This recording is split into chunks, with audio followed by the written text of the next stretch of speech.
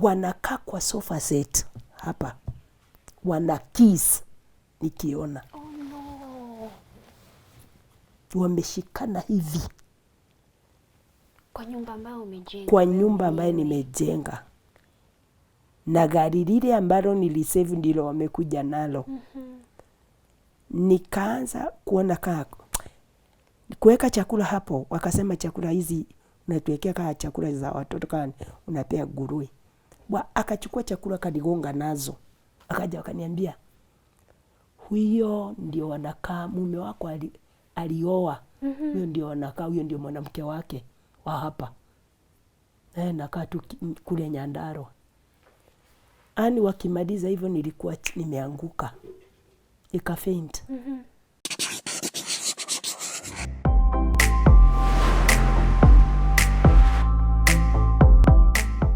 Can you imagine praying and waiting for your husband for 18 years? On today's episode of Tuko Talks, we've come all the way to Mokoroini in Nyeri County to talk to Bishop Regina, discuss why she decided to stick with a man who was abusive to her and brought women to their marital home. Karibuni sana Tuko Talk, and thank you so much for your time. Thank you. Unaendeleaje? Naendelea vema kabisa. Allow na me to Yesu. say unapendeza. Wow, I can thank feel you. God's grace here. Amen. And blessings. Amen. You look lovely. Amen. Okay. It's all about God. Vile nimefika hapo, nimefika ni Bwana. Amen. Na vile nilivyo ni kumpenda Bwana. Yeye hufanya mambo kuwa beautiful. Vile unaniona You are a testimony. katika miaka yangu. Yes. Wewe ni testimony. Kabisa. Okay, but Kabisa. introduce because audience wetu tutaka kujua huyu beautiful lady amekaa next to Annie nani na ametoka wapi? Okay. Mimi majina yangu naitwa Bishop Dr. Regina Kirago. Na I am a mother of 3 boys. Wa kwanza Anthony Fasha Kirago, wa pili James Mbogo Kirago, na watatu Pastor John Njeru Kirago. Just like the mom. Na wote wameoa, wake warembo sana, na wa mwisho Pastor John ameoa Pastor Oh wow. Susan. Na tunahudumu na wao. Na tena mimi ni shosh wa wajukuu 7. Na haukai shosho. You know Bishop Regina haukai shosho. Yeah. Wa watoto 7. Yeah. Wow. Wajukuu 7. Nataka uturudishe nyuma kiasi au ukiwa msichana mdogo maisha ilikuwaje? Mimi maisha yangu nilelewa vizuri kama msichana mzuri katika familia ambayo ilikuwa na watoto 5. Mimi ndio nilikuwa first born, msichana wa kwanza, nimefuatwa na kijana na tena msichana na kijana mwingine wa mwisho. Nikazaliwa Nakuru. Nimezaliwa Nakuru. Tulikuwa tukiishi sehemu zinaitwa Menengai, tukarudi tukatoka kule tukakuja na Nakuru town, tukarudi tukatoka hapo tukaenda Bahati. Na mzazi wangu baba alikuwa akifanya kazi Mumias Sugar Factory. Okay. Kwa hivyo hatukuwa na shida. Tulilelewa vizuri na mzazi ambaye alitupenda sana sana sana sana. Namkumbuka my father kila wakati aliniita mama. Kwa hivyo alinipenda sana kwa sababu mimi naitwa na mama yake ambaye alimzaa. Na tukakuwa vizuri sana. Nilikuwa nikiwa mtoto ambaye alipenda Mungu nikiwa mdogo. Hiyo siwezi kutaka kusahau. Na nilimpenda Mungu nikiwa msichana mdogo. Wakati mwingine hata nilikuwa na enenda na kuombea baba yangu. Kwa sababu baba yangu hakuwa mtu wa kanisa, alikuwa mlevi. Na my mother ndio alikuwa wa kanisa. Nilikuwa nikisoma kanisa ya Catholic ambaye mama yangu mzazi alinipeleka. Cathedral ya Nakuru. Na yule ambaye alikuwa wakati yule mchungaji alikuwa Ndingi mwana wa Nzeki. Okay. Na wakati huo siku moja nilifuatana na Ndingi mwana wa Nzeki askofu. Nikitaka tu kuuguza vazi lake. Wow. Kwa sababu nilikuwa nasema huyu kwa nini hakubali wengine wakae mahali Mungu anakaanga? Anaenda pale mbele peke yake. Nikiwa mdogo nilidhania kwamba Mungu huanga anakaa hapo mbele. Na ndipoza huyu anavaa mavazi ambayo sisi hatuna. Nikatamani sana kufuatana na yeye. Na siku moja nilijificha na nikauza mavazi yake. Na akataka kujua huyu mtoto ni wa nani. Akafuatilia. Mama yangu alifahamika sana kanisa lile kama mwombezi. Na kwa hivyo sasa alipoitwa akasema mtoto ni wangu. Kaambia huyo mtoto mlete. Naye Ndingi alisema neno moja ambalo wanga nalifuatilia hata sasa ni kwa eji yangu. Alisema huyu mtoto ako na mwito ndani yake, kuna mbegu ya Mungu ndani yake. Na kwa hivyo wakakubaliana na mama yangu kwamba niwange nikipelekwa, ninakaa na masista, hivyo karibu hata niwe sister. Wow. Nilipenda kusafu Mungu. Na nilikuwa naota wakati mwingine naambia mami, ninatoka nje ninamwambia ninaona kule kwa nyota, kule juu kwa mwezi ninaona uso wa Mungu. Lakini mama yangu kwa sababu hajui, sasa walidhania kwamba nikufa nitakufa. Wananipiga nisirudi kusema hivyo. Lakini nilikuwa nahisi kuna kitu inanisukuma. Kwa hivyo nikakuwa ule msichana mdogo ambaye hataki mambo mengi ya dhambi, anachukia mambo mabaya, napenda kanisa, napenda Mungu, anaomba. Yeah.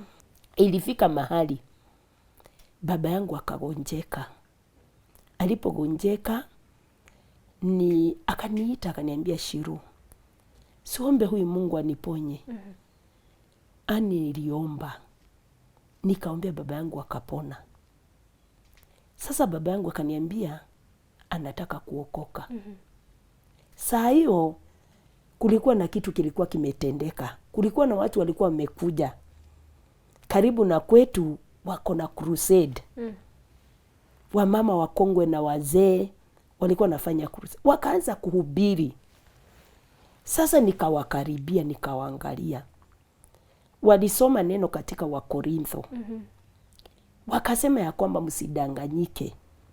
Wazizi hawatarithi ufalme wa Mungu, washarati. Wakatangaza hata waabudu wa sanamu. Lakini kuna kitu kimoja walitaja.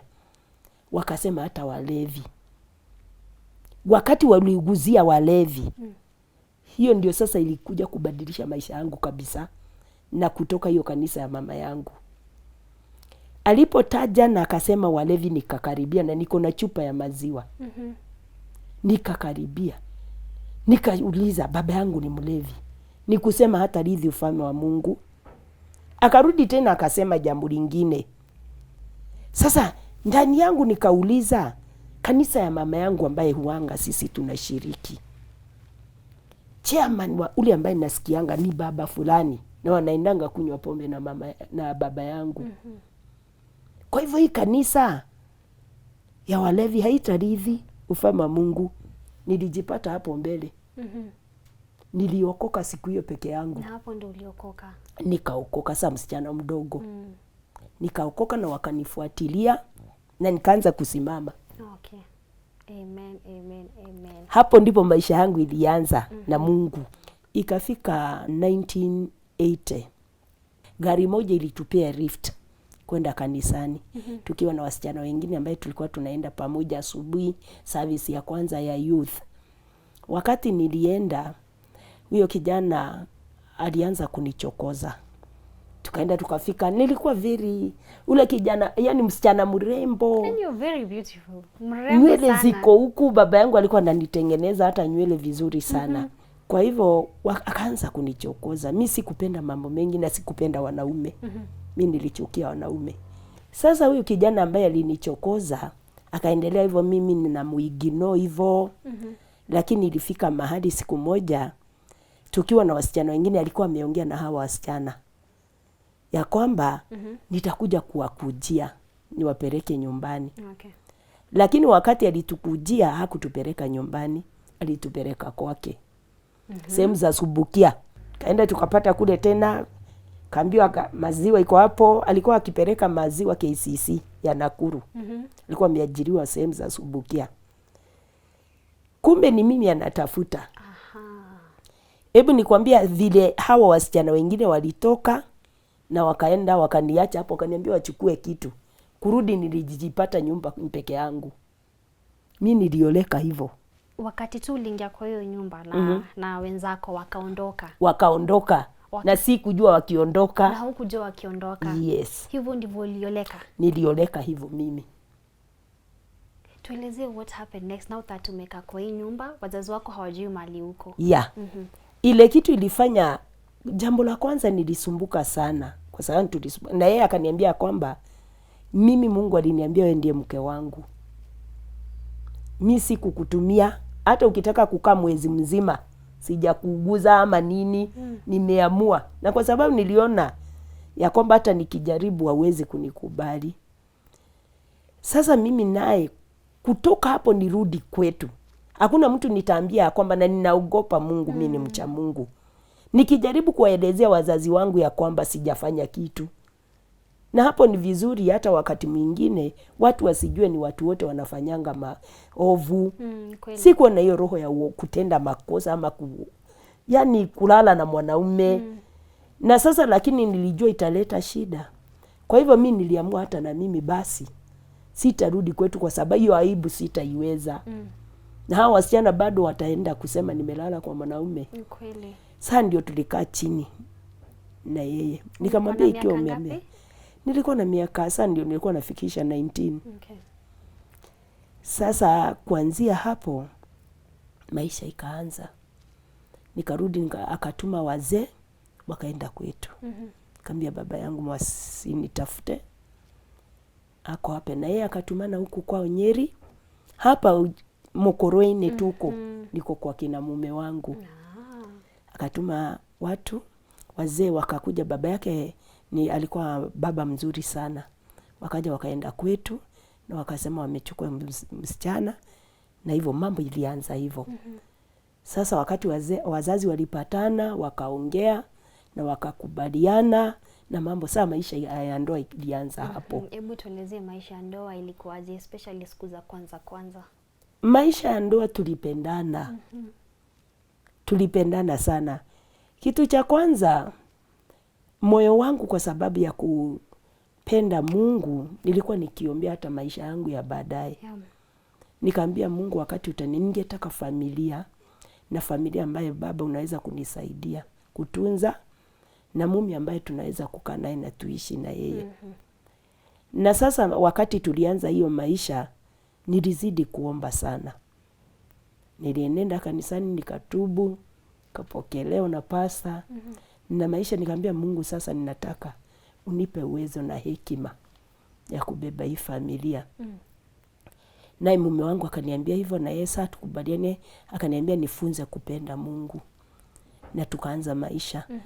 Na kitu ambacho ningetaka kusema, kitu baada ya wiki moja mume wangu akafutwa kazi. Wiki moja. Alipofutwa kazi kwa hiyo kampuni, sasa shida zilianza hapo. Na alipofutwa kazi wakakosana na huyo manager, na akarudi siku ya 3. Sasa unaona ni wiki moja nimekaa. Kukaa baada ya kufutwa kazi, nilisikia mlango unagonga gongo. Mume wangu hakuweko, alikuwa ameenda kutafuta kazi. Watu wakaingia wakaniambia tumeambiwa na manager tukujie vitu vya kampuni. Nikamwambia sioni huku files ambazo zimewekwa. Nikajaribu kufuruta drawers huko. Wakaniambia hapana, tumekujia vitu vya kampuni. Wakaangalia list wakasema ile mesa ya kampuni. Ile kiti ya kampuni. Hii kitanda ya kampuni. Ani zilitolewa zote. Mkachwa na hakuna kitu ile. Kulikuwa uwanja. Sufuria 2 hivyo, sahani, hakuna kitu kiliachwa kwa nyumba. Msichana ambaye aliacha kwao kitanda. Msichana ambaye alipendwa na wazazi. Shida zilianzia hapo. Sasa nikaanza kuface reality ya mambo. Sasa uanze kuona na sawa ni msichana mdogo. Nikaanza kuuliza, nikirudi kwetu shida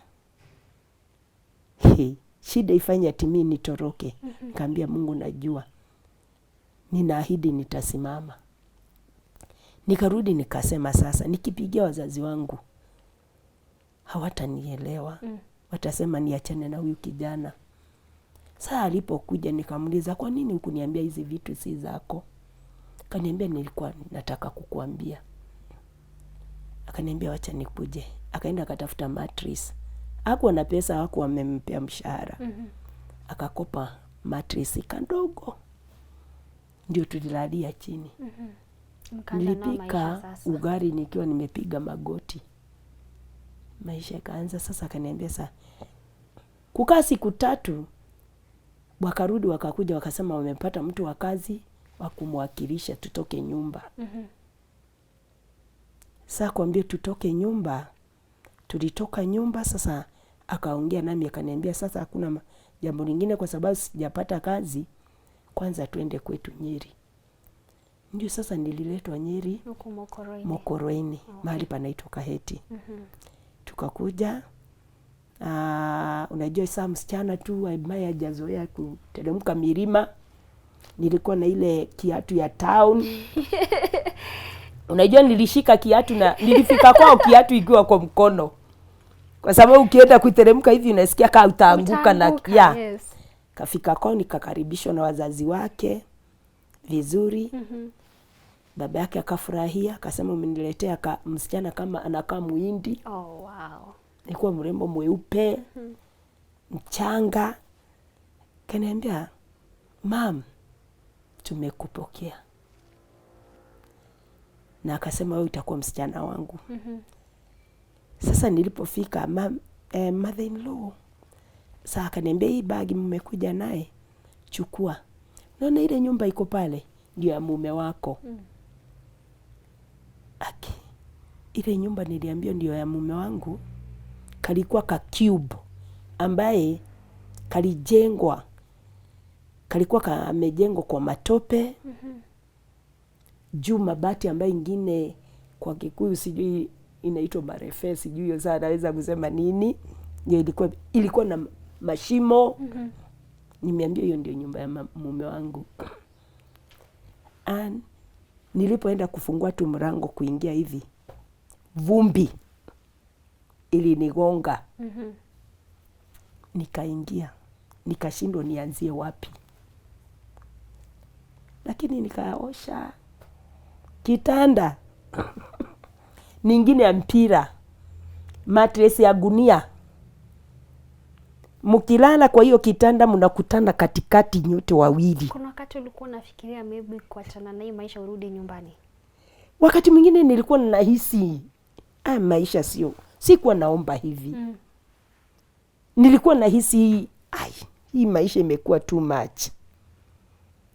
Akikala kakitanda sumbua hata ulishindwa uamke. Ni vizuri wakati ujarara kuliko wakati umelala. Lakini nikaendelea. Hapo ndipo niliamua sasa kufunga na kuomba. Nikaambia Mungu, hii ndoa it must work. Na niliamua. Nakumbuka siku moja nilipiga magoti nikaomba. Nikakumbuka kitabu cha Job. Job aliposema ya kwamba nalizaliwa uchi na nitarudi uchi. Nikaambia Bwana, Paulo naye anasema ni nini inaweza kututenga na upendo wa Bwana? Nikasema hata kama naweza kuacha huyu kijana kwa ajili ya shida, hiyo sasa haiwezi kufanya Mungu atukuzwe. Nikaamua nikaambia Bwana, ikiwa hii ndio maisha yangu, I will fight for it. Na nikaanza kufanya vibarua. Sijawahi fanya vibarua. Nikaanza kuchuna kahawa, sijawahi chuna kahawa, kutafuta vibarua vya kuchuna kahawa. Mume wangu naye akaajiriwa na ndugu yake. Akawa driver wa gari moja ya matatu. Alikuwa na gari 2. Akaanza kumpea yangu wa mshahara mwisho wa mwezi 6,000. Sasa wakati alikuwa nakuja nazo tuna save. Tukaanza kusave. Alikuwa saa nikana kwamba napewa, saa zilikuwa hata wakati mwingine 600. Kwa sababu ni kulingana na vile kazi inaendelea.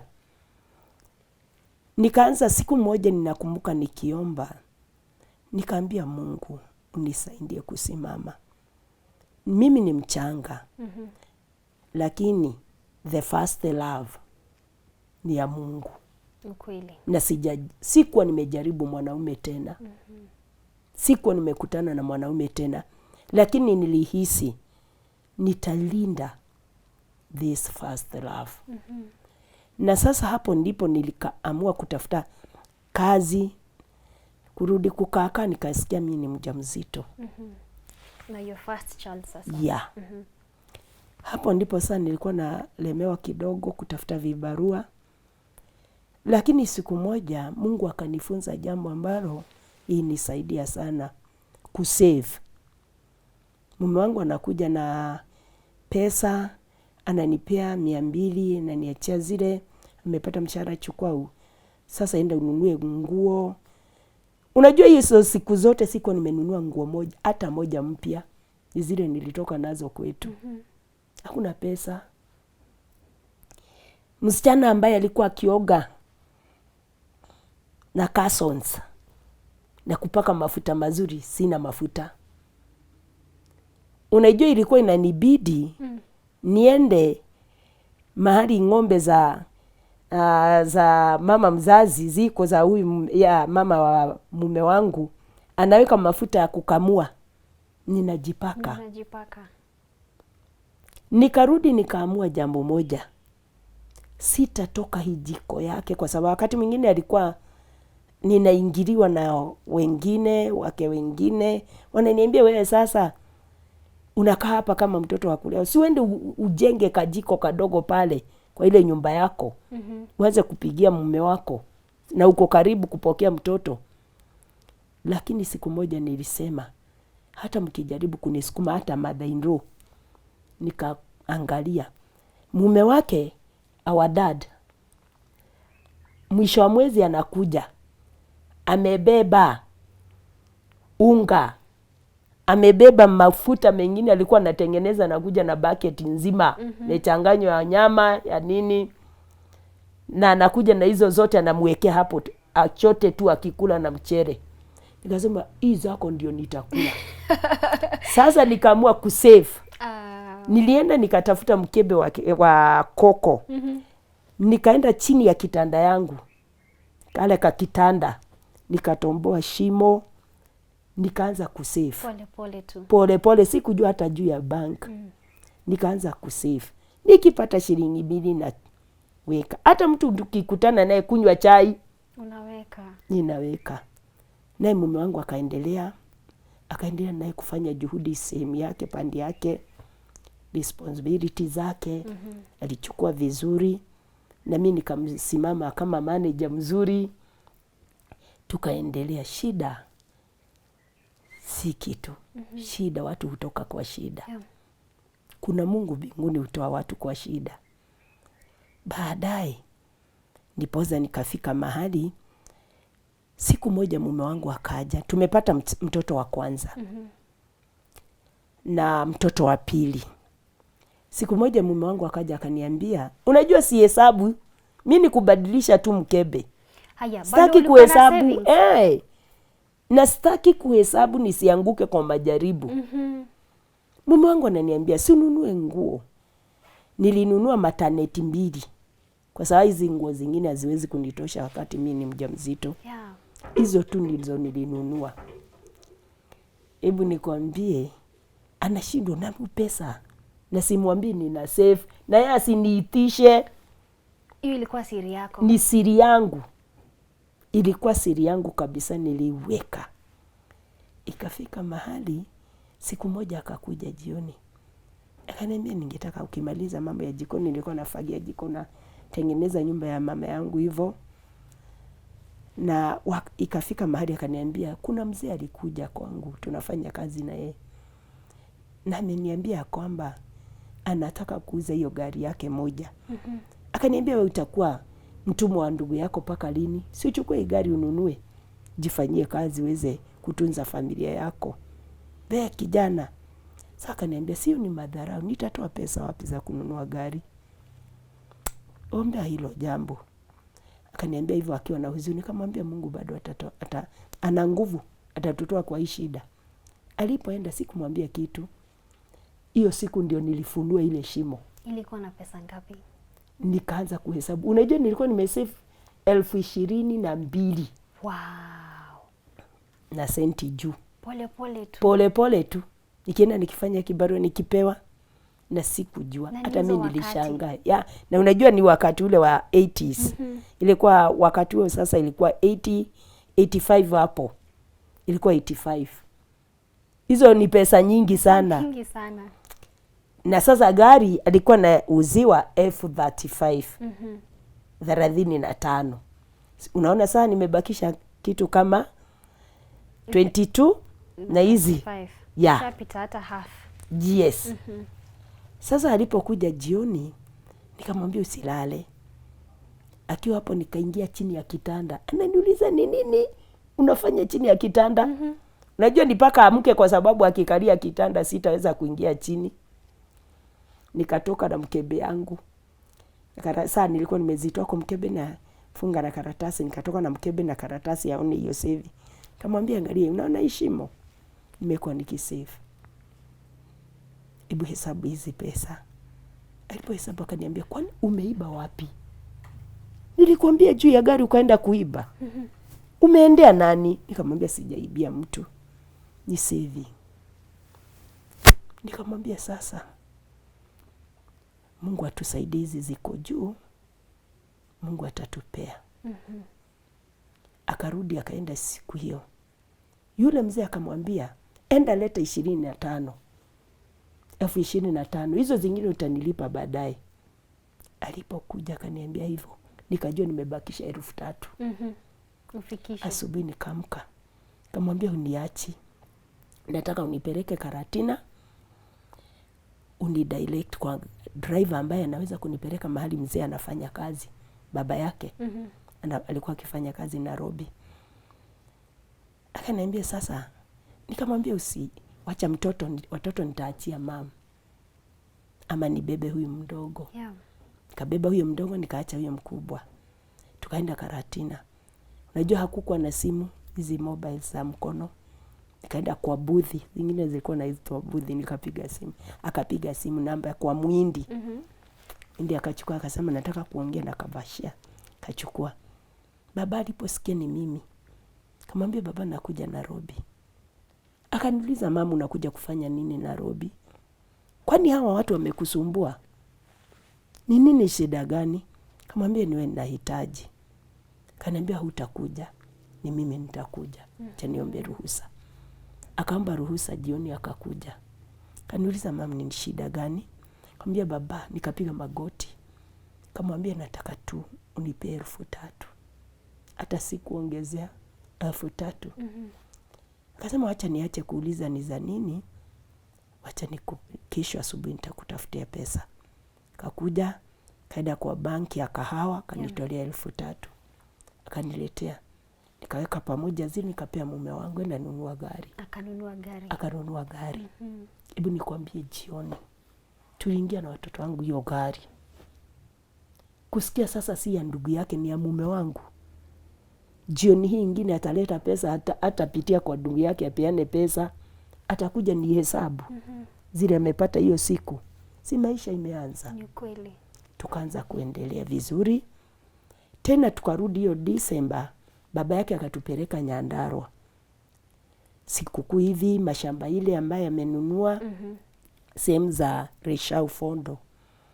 Tukaenda kanionyesha shamba zingine wamebeba nyama zimepikwa, mukimo, chapati, lakini sikuwa na amani. Wakikula mimi sikukula. Nilijificha nikaenda kwa neighbors. Nikiangalia yale mahindi ya kwa mashamba haya mengine. Vile wamelima nikaamua nitamsihi baba yangu anipe hiyo shamba.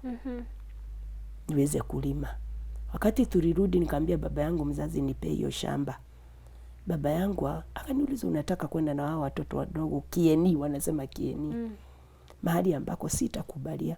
Kamwambia sitaenda na watoto, nipe ruhusa niende ninalima, ninarudi. Okay. Mume wangu akasema yeye hawezi enda kule. Kamwambia basi semi twende. Wacheni nilime. Nikaanza kulima hiyo shamba. Mungu akabariki kazi ya mikono yangu. msichana ambaye kwa wajalima. Lakini nilikuwa nimeamua hii familia ni paka itasimama, hii familia ni paka itaendelea. Na nilikuwa nikiombea, nikiangalia watoto wangu, ninasema hawa watoto si kuwabeba miezi 9, ni waachilie. They have a future. Na mimi ndio nitatengeneza njia na kuandaa their future. Nikaamua nitasimama na nitasaidia mume wangu. Nikaanza kulima shamba, Mungu akaweza kubariki kazi ya mikono yangu. Ikafika mahali sasa nikajenga nyumba sehemu zile, pasipo hata kuambia mume wangu, kwa sababu anasema yeye hataki kwenda kule. Nikajenga, akaona nimekawia sana. Akakuja kuniangalia, akapata nimejenga nyumba ya room 3. Wow. Nimeuza mahindi. Hakuwa anajua ini.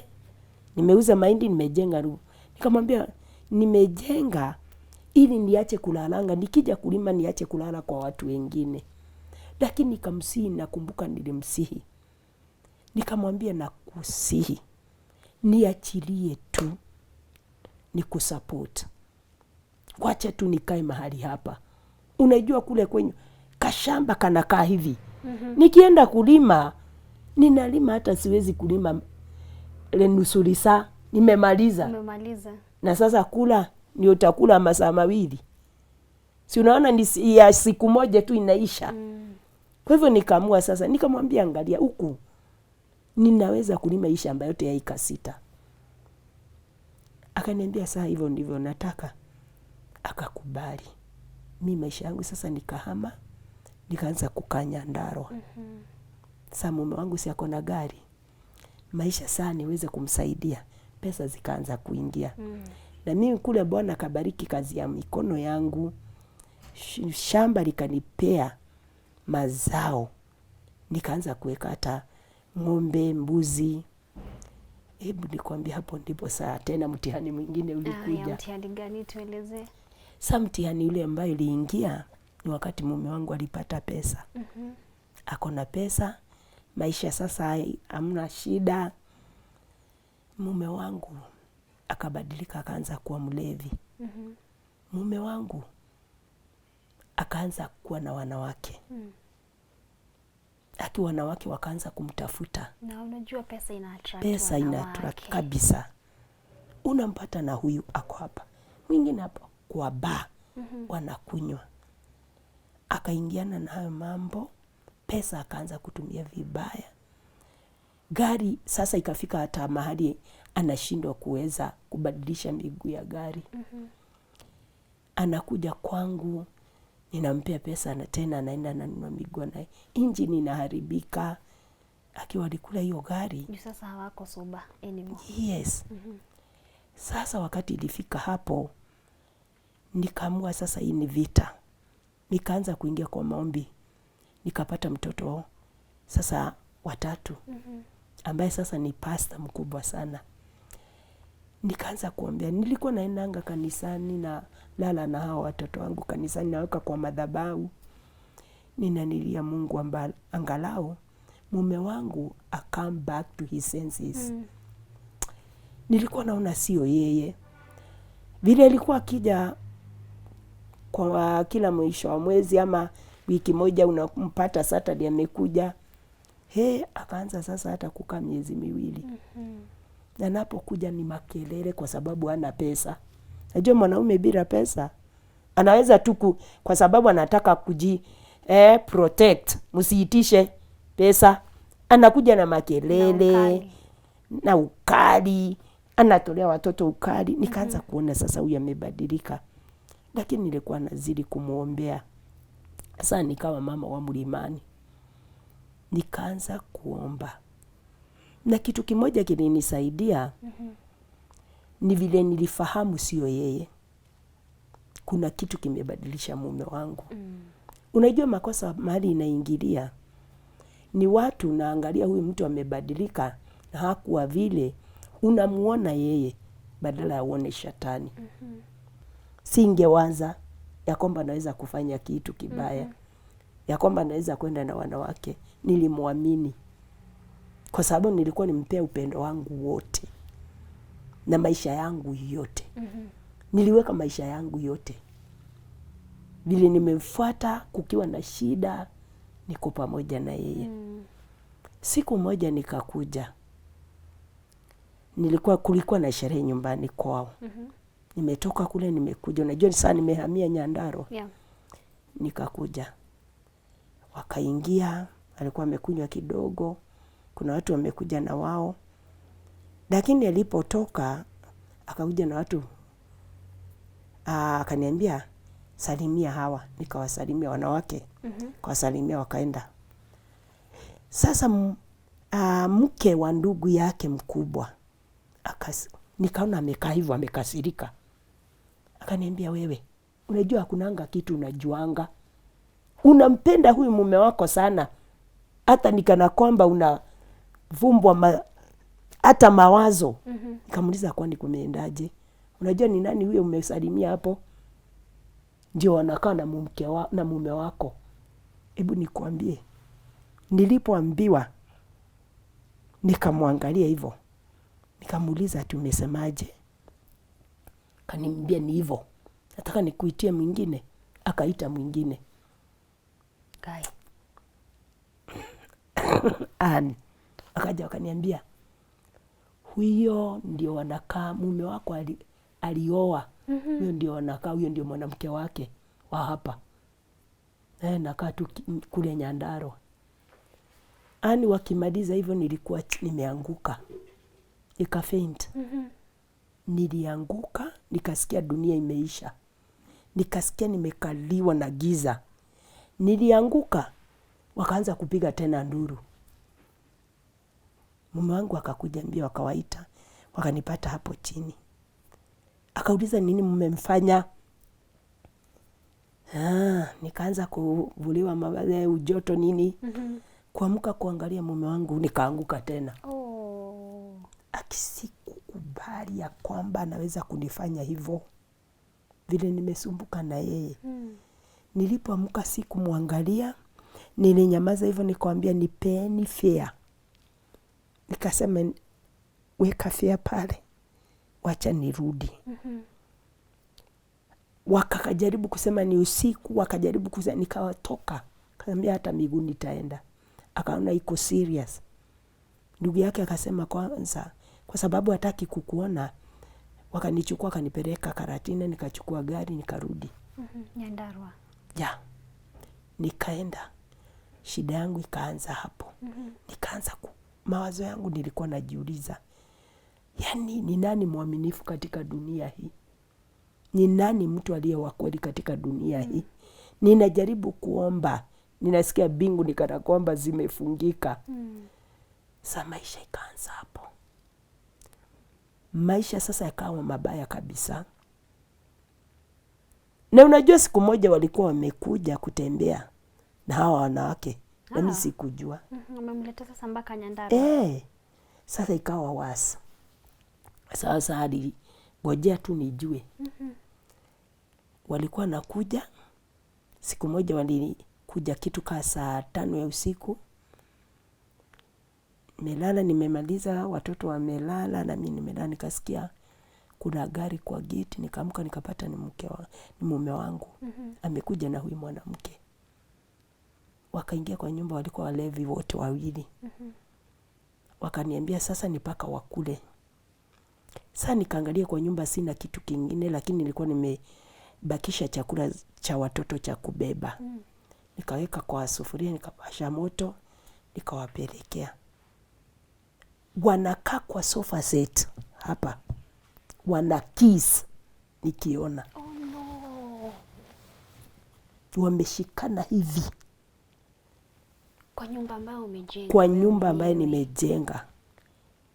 Na gari lile ambalo nilisave ndilo wamekuja nalo. Nikaanza kuona kuweka chakula hapo. Wakasema chakula hizi unatuwekea kaa chakula za watoto kaa unapea nguruwe. Akachukua chakula kanigonga nazo. Hata nilikuwa natamani kushikilia hizo chakula nirudishe kwa dish watoto wabebe asubuhi. Sina zingine. Nikamwambia unanipaka tukule. Niliingia kwa shamba kuchuna sukuma wiki saa 6 usiku, kuwapikia ugali, kuwaletea. Wakaniambia hawatakula ambazo hazina nyama. Wakaniambia nitandike kitanda. Namwambia kitanda kimetandikwa. Nikamwambia utalala kwa miguu, na si tutalala hapa pamoja zote watatu. Na hivyo ndivyo kilifanyika. Mimi nilikataa kwa sababu nilijificha. Nikatoka nje, nikafunga mlango na nje, nikaenda kulala chini ya store. Mahali mbwa wangu alikuwa akilala. Nilala mpaka asubuhi. Nikaamka mapema, nikafungua, katoa watoto wakawaandaa. Okay, nilikuwa nimechukua watoto na kuwaficha. Nikawaficha kwa neighbor. Na sikuambia hata neighbor. Hiyo usiku watoto wako nyumbani. Niliwabeba usiku nikapeleka kwa neighbor. Nikamwambia kuna kitu imekuja, mume wangu amekuja, kuna mahali anataka tufike. Kaeni, lakini sitaki kuona watoto wangu wakiona haya matendo. Kweli. Nikaficha watoto wangu. Asubuhi nikawaendea, nikawakuja, nikawaandaa, wakaenda shule. Hawa wakatoka wakaenda. Sikuachiwa hata shilingi 10. Wakaenda. Nilikuwa nakumbukanga hilo jambo nikiwa kwa shamba. Ninajipata nimeanguka. Nimechukuliwa na watu, nimepelekwa hospitali. Nikaanza kashida hivyo. Pressure nini maisha, lakini nikazidi kumuomba Mungu. Mbona ulikuwa unaomba Mungu hiyo wakati na mambo imekuwa ngumu sana kwako? Kitu kimoja ambacho nilikuwa nahisi ndani yangu. Nilikuwa nahisi ndani yangu kuna kitu kinaniambia kwamba huyu mume wangu sio yeye. Kuna kitu kimeteka mawazo ya mume wangu. Na nikimwacha hivyo ni kuisha hataisha. Kwa sababu hakuwa hivyo. Nikiona tu ameingia, ninaomba Mungu nipe, sitamuuliza ulikuwa wapi? Kwa nini umetuachilia? Unauliza mtu na hako soba. Nimpe chakula ikiwa ziko. Na nilikuwa hata naficha chakula na sukari. Ili siku ya kwanza mume wangu akiingia kwa nyumba, ninampea chai iliyo na sukari, na watoto wangu tumekuwa tukikunywa. Hata ninaweza kwenda kwa neighbor nitafuta kijiko moja ya sukari. Nimwekee hapo. Nimuonyeshe bado tunampenda. Na nimuonyeshe ya kwamba hatumgojeangi alete. Hata si tunaweza kumpea. Hata mimi naweza kumsupport. Niliamua nitamsupport paka I come back to his senses. Sasa wakati hii maisha iliendelea sana hivi, na ikasukuma mume wangu, bado ninaomba. Watoto wameanza kuwa wakubwa. Mahitaji yamezidi. Watoto wangu sasa ndio wao wanaingia secondary. Mume wangu bado harudi nyumbani, hako nyumbani. Na akija, hamna pesa, hata yeye hana pesa. Wakati mwingine aliibiwa pesa na hawa wanawake. Nikasikia tena ameshikwa, nikakuja huku. Amepelekwa King'ong'o, amepiga mwanamke mmoja karibu kuua. Nikaambiwa sasa mume wako tena hako King'ong'o. Nikauza mbuzi. Nikakuja kumwangalia. Nikatafuta advocate. Mume wangu atoke. Nilichukua miguu nikaendea huyo mwanamke. Nikamsihi asamehe mume wangu. Naondoe hiyo kesi. Kila anataka nitampea. Niliuza ng'ombe. Uliuza ng'ombe ukampatia hizo pesa? Si ndio ni amalize kesi. Na mume wangu afunguliwe. Mume wangu kufunguliwa koti hapa Mokoroini, wanawake wale wamemchukua na maenda. Nilirudi nyumbani bila mume. Oh no. Na bado niliendelea kuomba na kulilia Mungu. Kumpenda na kumpenda. Kuna kitu kimoja ninajua kinaweza kubadilisha mtu. Upendo. Si ule upendo hata unajua ile upendo wa matendo. Kuna hii upendo mwingi wa kusema na mdomo. Na umejifichia mwenzako. Lakini upendo wa matendo. Nilitaka kufanya upendo wa matendo. Kwa sababu nilijua hiyo ndio njia ambaye ninaweza kutumia ya kuweza kushinda shetani na mapepo ambaye imemshika mateka. Mume wangu baada haya yote kutendeka na mambo yakaendelea na kuwa mazito, nilitazama hapa. Hebu niseme nikifanya hivyo tumaini langu lilikuwa likienda likififia, kuona kana kwamba hatabadilika. Kwa sababu hata alikuwa amembadilisha huyu mwanamke mwingine kitambulisho, anampia jina lake. Ilikuwa serious hivyo. Kukiwa na sherehe kwao wanakuja na yeye. Ilikuwa serious hivyo. Ilikuwa imeenda miaka 18. Kwa hivyo sasa nikaona nikana kwamba hakuna tumaini. Unajua hata maandiko inasema kitu kikitarajiwa kikawie, moyo hufa. Kweli. Na kosa nguvu. Nikaanza kwenda chini, nikaanza kusikia sasa, wacha sasa watoto wangu niwaandae, niweze kutafuta mahali watoto wangu hawatasumbuana na huyu mwanamke. Na nikakubali. Nikasema sasa nitaita familia yao, niwaambie sasa nimekubali. Sasa akitaka kuleta huyu mwanamke hapa kwa hii shamba, amlete. Lakini wacha mimi nijipange kwa ajili ya watoto wangu. Hapo ndipo nilianza kupanga, na kulikuwa na shida ya hivyo nikapanga sasa ninunue shamba niachane na hili.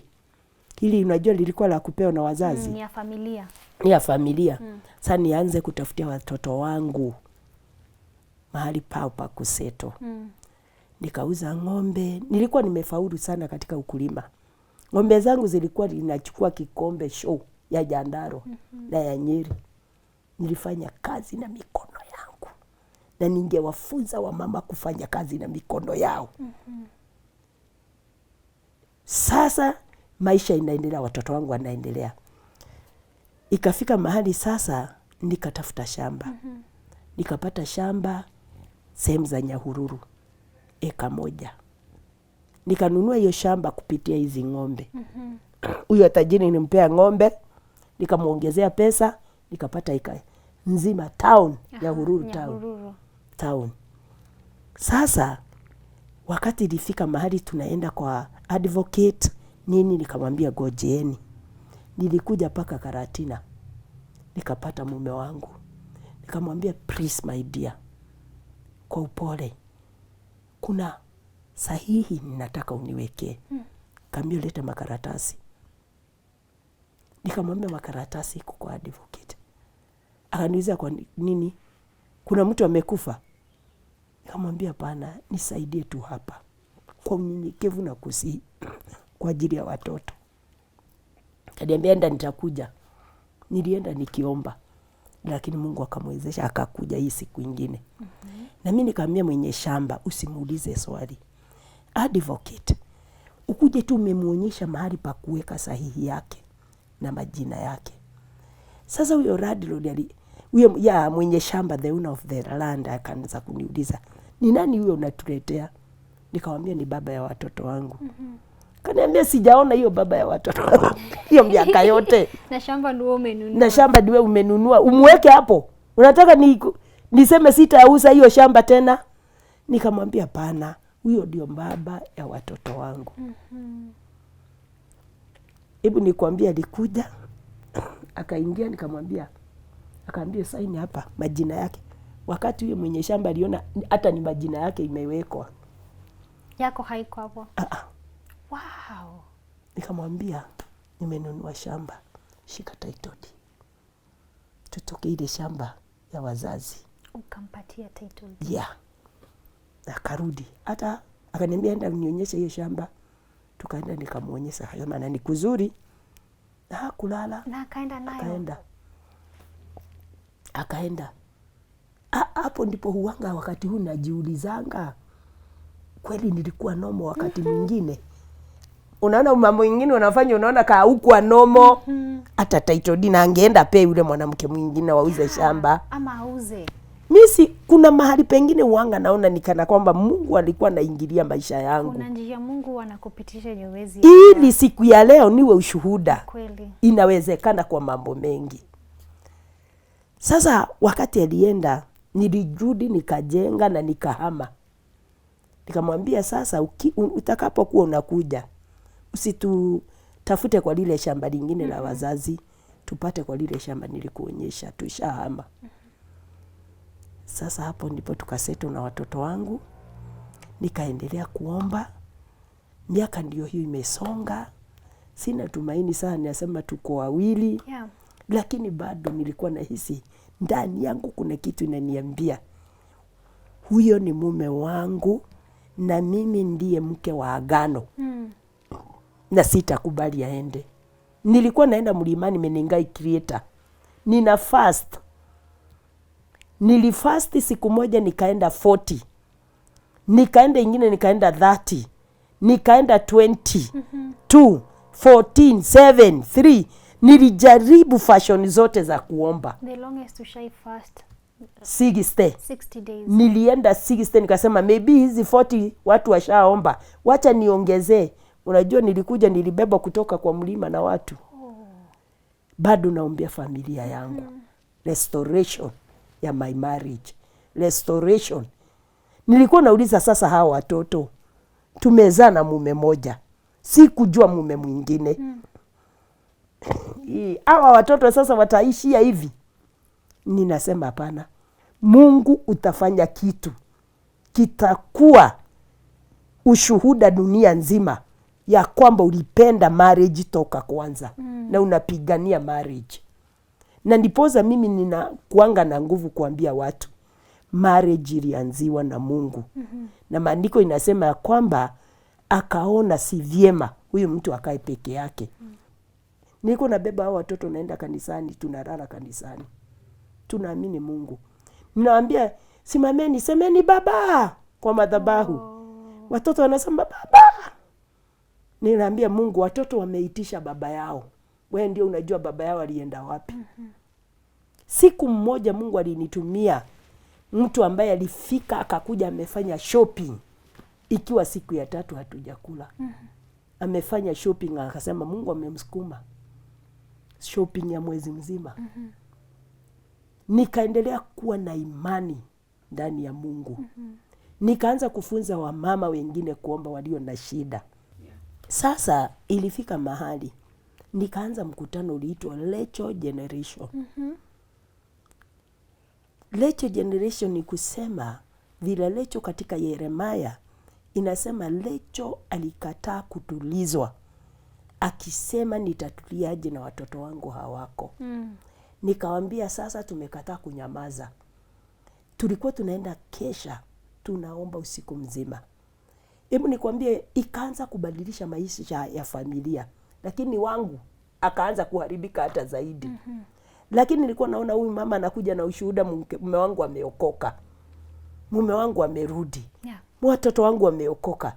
Nilikuwa naambia siku moja nilikuwa kwa mkutano. Kesha ambaye ilikuwa na nguvu za Mungu sana na nilikuwa nimeenda miguu, sina fare. Nilienda miguu hiyo mkutano na mimi ndio nilikuwa nimenigojea kama guest. Nimeacha watoto hawana chakula. Lakini umesema kazi ya Bwana lazima ufanye. Nipaka nifanye. Wakati nilifika miguu imevimba, sina kiatu. Nilisimama kwa madhabahu bila kiatu. Nyumbani niliacha nimechukua tu viazi tudogo dogo, nikabonda bonda, nikawekelea watoto wakule. Niende tu kazi ya Bwana. Hebu nikwambie asubuhi. Kesha miujiza ikaanza kutendeka. Nilisimama nikaita Yesu. Mara 3. Nguvu za Bwana zilianguka zikaangukia watu wote nikaanguka. Kuanguka niliingia kwa vision. Nikajiona niko reba. Na mimi ni mjamzito. Lakini nurses hakuna mtu anaweza kunisaidia. Wakasema sasa wame give up. Wakasema sasa tumuendee daktari mkubwa. Nataka hapo tu kuguzia ili uone Mungu vile ufanya kazi. Wakasema waendee daktari mkubwa. Wakati walisema hivyo nikasema huyu daktari ni nani? Ameniachilia kwa uchungu. Ananiachilia mikononi mwa nurses na yeye hakuji. Ningetaka kumuona nimuulize swali.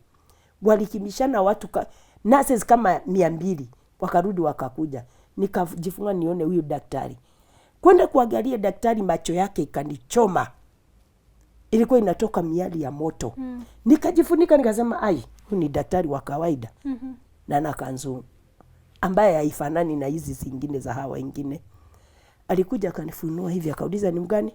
Alifanya hivi akafunua. Asema ni huyu. This is a mother of nations. Oh wow. Aliposema hivyo nilianza kuzaa. Kujifungua mtoto wa kwanza nikaonyeshwa, nikasema na anakaa Kirago. Kirago ni mume wangu. Mtoto wa kwanza kuzaa ni Kirago. Watoto wakaanza kutoka, kila nasi alikuwa na watoto wawili hivi. Wengine wanabeba 5. Nilizaa nikazaa. Mkutano simeisha asubuhi, nikatoka. Nikakimbia kwenda nyumbani. Nikarakiwa na kijana wangu mdogo. Akanikimbia akaniambia, mami, baba amekuja. Amefika asubuhi. Nikasema mimi kuisha. Kwanza kuja na apate sikulala nyumbani. Mimi kuisha. Hapo tukiongea na mtoto ananiambia, hapana mami, amekuja amenishika hivi akaniita baba. Unajua hata yeye anashangaa hajaiona hivyo. Wacha nikwambie, wakati saa hiyo tukiongea na mtoto ndio huyu anakuja. Alipofika akaja akaniambia, umekuja. Mtu ana amani. Nikashindwa, God, ni kudanganywa, sijazoea. Akarudi akanishika hivi akaniita my dear. Wacha nikuulize, unaitwa dear na mtu kaa hiyo? Niliangalia hivi niulize dear ni nani? Hata nilisahau kuna jina kaa hiyo. Akanishika kwa mkono akanipeleka kwa nyumba, tukakaa mezani, akaniambia nilikuja hapa nilifika 6. Nikamwambia ulienda maombi? Nikamwangalia hii. Ninakaa na uoga. Nidhania huyu mtu ameficha kitu, amekuja kutumaliza. Nikarudi nikasema nikatoka nikaenda jikoni, wacha niwatafutie kitu ya kunywa. Akaja jikoni, akaniambia nimsongee kwa kiti ya jiko. Nikaanza kuogopa. Akaniambia, sasa na hii chai tutakunywa na nini? Mtoto wangu naye ametufuata. Unajua sasa hata naye anasikia kuna kitu. Akamwambia, baba, mimi ningetaka mkate. Akamwambia, sasa tutanunua. Akarudi akasema, lunch tutakula nini? Kijana wangu akasema, nyama na ugali. Hebu nikwambie, akaambiwa twende, wakachukuliwa akapelekwa supermarket. Akafanya shopping. Hebu nikwambie, nililetewa hiyo shopping. Sikuweza kuguza. Kutoa kitu nilishika hivi kumwangalia hivi. Machozi inanimwagikia. Nikadhani hata wacha niweke hapa. Hata sitaki kutoa kitu, nilitaka tu kuiweka hapo niione. Akarudi sasa jioni tukapika. Mtoto wangu akasema nataka kuomba. Kama, baba, Mungu, asanti kwa kuleta baba. Amepita nyumba zote. Akakuja kwetu. Akakuja nyumbani. Tumekula vizuri leo. Nikaona machozi ya mume wangu ikitoka, safari ya kwanza kuona machozi. Akarudi, akaenda akalala. Akasema, omba tuende tubariki tuende tukalale. Nikaomba. Wakaenda. Nilinyamaza hivi nikashindwa, kwani kuna nini? Bado hujamuuliza chochote? Sijamuuliza, sikuanga na mbio kuongea na yeye. Uoga ulikuwa umenijaa. Sikutaka kuchokoza kitu ndani yake. Hiyo ndio kwanza nilijifunza. Kwenda kulala. Ndio usiku kitu saa 6 nikasikia mtu analia. Nikamuuliza ni nini? Kwani una shida? Akaniambia kutoka jana. Akasema, Masaa, kuna kitu kigeni kilinipata. Nilikuwa kwa bar. Nilisikia mkono umekalia hapa. Nikasikia mtu akiongea na mimi akaniambia, wewe, nimekupea nafasi ya mwisho. Uokoke na utumike pamoja na mke wako. Ama maisha yako niondoe. Akarudi akasikia tena. Akaniambia, sasa hata nimefanya vituko. Niliamka nikamwaga pombe zote hata za watu. Nikasimama juu ya meza na nimetangaza kutoka leo. Na nimepiga mwanamke yule tunakaanga na yeye wakati alinikujia, na hata meno mbili hana. Sijui kama nitatafutwa na polisi.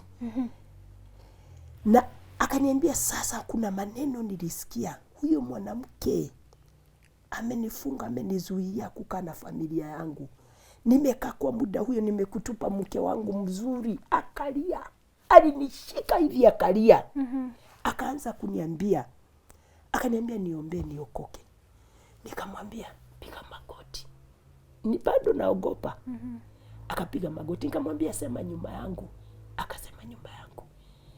Nikasikia na yeye furo, nikaanza kumwambia sema hata wanawake nimeacha, akasema. Nikajua Mungu amekuja, Ametamka na mdomo yake, ametamka. Ulevi nimeacha, ukahaba nimeacha, akaongea yote. Asubuhi akaniambia ninataka unipeleke kwa wachungaji, pasta wawe shahidi, Bwana niwekelee mikono. Tulitoka zote na watoto tukaenda kwa pasta. Ni mahali mtatumia gari. Tulitafuta gari na tukaenda. Mke wa pasta kutuona tukifika, nikamwambia ufanye hivi, usiongee mara moja, acha tukaingia. Anaona tu bado nalia. Tukaingia, pasta akaja, kijana wangu akakimbilia pasta wa deliverance, akikimbilia wa full gospel, wote wakaletwa. Baba yangu kujeni. Alikuwa katoto chap sana, kanisa walimjua. Wakakuja tukaomba. Kutoka siku hiyo mume wangu akabadilika, akafunguliwa. Na hebu nikwambie, wakati alifunguliwa, sasa kurudi sehemu hizi ndizo ilikuwa inamshinda. Nguo zake zote ziko kwa yule mwanamke. Hebu nikuulize, walikuwa na watoto? Hawakuwa na watoto, walikuwa wamemchukua akiwa na msichana moja. Okay. Alikuwa amejaribu, acha nikwambie, nguvu za maombi. Na mtu anisikie mahali. Nguvu za maombi. Usichezee mama anayeomba. Aki watu wasichezee mama wa maombi. Usichezee familia ambaye hupelekwa mbele za Mungu. Usichezee. Aki na wakanya watu. Ukiona mama anajua kupiga magoti, wachana na familia yake, wachana na watoto wake. Hii dunia watu wataona mabaya. Mtu ambaye anajua kujipeleka kwa Mungu, usichezee kitu yake. Hebu nikwambie, walikuwa wamesunguka kila hospitali apate mtoto. Siku moja kwa mlima nilipanda, Roho wa Bwana akaniambia funga hiyo tumbo. Nikasikia uzao, hakuna mbegu ya mume wangu itaingia katika tumbo ya mama mwingine. Ili wakati mume wangu atafunguliwa, atarudi kwa watoto wake na hata sumbuka. Kuna mtoto analia kando. Mungu alifanya hivyo. Mume wangu alipookoka, nilikuja na yeye. Nikamwambia hizo nguo hautaendea. Akaniambia sasa kuna vitu vingine vya gari. Nilikuja nikashika pasta wa Pefa huku Mokoroine hii tuko sasa, nitawaambia ile kitu hii nimejenga kanisa huku. Nikamwambia sasa enda, chukueni kile unataka, enda kule, kwa sababu hata kutukana hata kufanya nini. Wakaenda na wazee. Akachukua vitu vyake na akakuja nazo. Nikaombea hizo vitu. Mume wangu kutoka siku hiyo akabadilika. Nikarudi nikamshika mkono nikamuingiza kanisa. Hapo ndipo nilianza kuja Nyeri kwa ajili ya mume wangu. Leo mnafanya huduma pamoja? Tunafanya huduma pamoja. Jambo lingine, watoto wetu ni wahuduma wote na wake zao na wajukuu. Familia yangu inamtumikia Mungu. Watoto wangu ni wachungaji. Na hebu nikwambia, hao watoto husimama na kusema kila wakati wananiitanga their prophet. Wakasema kama si wewe our prophet, maisha yetu ingeisha. Lakini ulisimama na destiny zetu. Ndiposa leo hata nasi tunaamini Mungu. Wake zao they are my friends, my daughter in-laws. Ukiona vile tunapendana, ninawashika hivyo. Singetaka mtu aumize my daughter in love hata moja. Na wale mother in laws wasikie usiumize msichana wa mtu. Vile niliumia, singetaka msichana hata moja umie. Mimi hulea watoto na wasichana wengi wameoleka. Hii huduma ina wasichana wengi wamelelewa mikononi mwangu. Na wafunzanga juu ya kukaa na waume zao. Uko na advice gani kwa couples ambao ndio wameanza? Juu hapo ndio foundation ya marriage inaanzia. Ungewaambia ni hapo ndio kuna challenges. Yes. And you have to be very careful because ukimake your mistake, maybe it will cost a lot of years, like you ili cost 18 years to recover, to get your husband back, to get your family reunited. Ungeambia nini young couples? Kitu kimoja ningeambia young couples ambaye unasikia wakati wako umefika. Unataka mume na unataka mke. Kwanza amini Mungu. Na uamini Mungu kabisa. Na unapoelekea kumtafuta yule mpenzi wako, wacha kutafuta kwa sababu ya material things. Usimuangalie kwa ajili ya material things, kwa sababu material things zinaweza kuisha. Kweli. Usimuangalie kwa ajili ya sura, kwa sababu sura inaweza kuharibika. Lakini sikiliza moyo wako. Na ukisikia ndani yako ya kwamba huyu ndiye Mungu amenielekeza kwa huyu, urudi sasa mudedicate your relationship to God. Yeah. Jambo la kwanza, kudedicate your relationship to God. Na ningewasihi hawa watu wachanga, relationship kabla ingie kwa hatua hiyo nyingine, endeni kwa mchungaji wenyu. Tafuteni mwanzo kutoka kwa Mungu. Kwa sababu maandiko inasema ya katika Isaya ya kwamba Mungu aliongea mwisho akisimama kwa mwanzo. Kwa hivyo wakati Mungu anaongea juu ya relationship yenyu, anaongea paka mwisho. Yeah. Akisimama kwa mwanzo. Jifunzeni. Si kuingiana mmepatana pale mna ebu na Mungu awasaidie. Jambo lingine ni vizuri kuendelea na maisha ya walk with God. Yeah. Walk with God. Hakuna kitu kinawezekana na hakuna kitu kizuri nje ya Mungu. Amweni kutembea na Mungu katika hiyo safari yenyu ya ndoa. Kitambo hata hiyo ya mapenzi, anzeni na Mungu na msikubali kuingiza watu wengine hapo katikati. Wacha Mungu tu awaongoze. Jambo lingine tena imeharibu katika relationship nyingi, watu kukataa responsibility zao.